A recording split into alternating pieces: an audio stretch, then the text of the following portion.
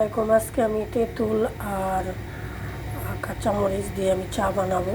তার আগে আমি এলাচি, তেজপাতা, এখানে কিছু মশলা দিয়ে দিলাম, 2 টুকরা দারচিনি দিয়ে দিলাম। এখানে আমি তেঁতুলটা আগে ভিজিয়ে রেখেছিলাম, এখন আমি চায়ের মধ্যে তেঁতুলটা দিয়ে দেব। তেঁতুল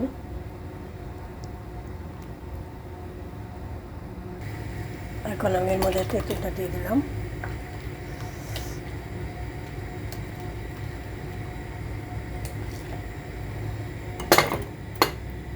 আর এই চাটা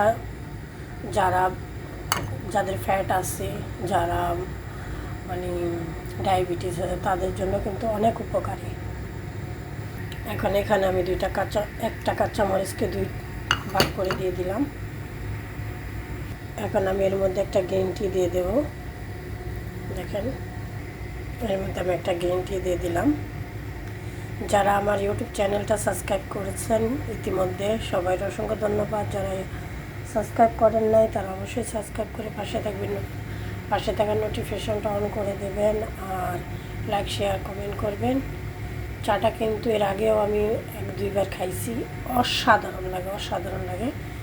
আর এটা স্বাস্থ্যের জন্য কিন্তু খুব একটা উপকারী।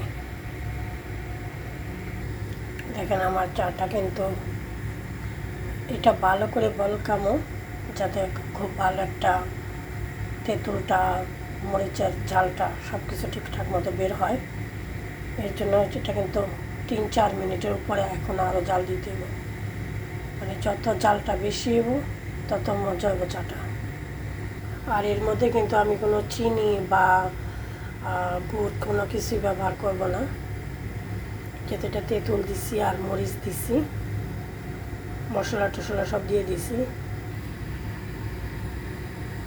দেখেন আমার চাটা কিন্তু হইতেছে।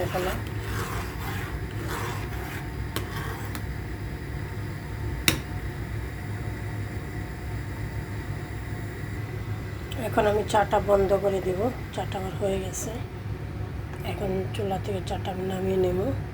আর চাটা আমি এটার মধ্যে রাখুন, যখন ইচ্ছে তখন খাওয়ার জন্য, গরম থাকার জন্য। আমি সম্পূর্ণ মশলা টশলা সহকারে আমি চাটা এটার মধ্যে রেখে দিলাম। এখন আমি ঢাকনা দিয়ে ঢেকে দেব। এখন আমি চাটা এখন কিছু চা খাওয়ার জন্য এখানে নিয়ে নিলাম।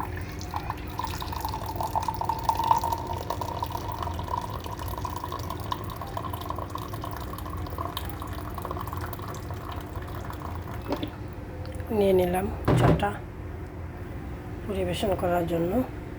তো সবাই সুস্থ থাকেন, ভালো থাকেন। ওকে, আল্লাহ হাফিজ, বাই বাই, টাটা, আসসালামু আলাইকুম ওয়া রাহমাতুল্লাহি ওয়া বারাকাতুহু।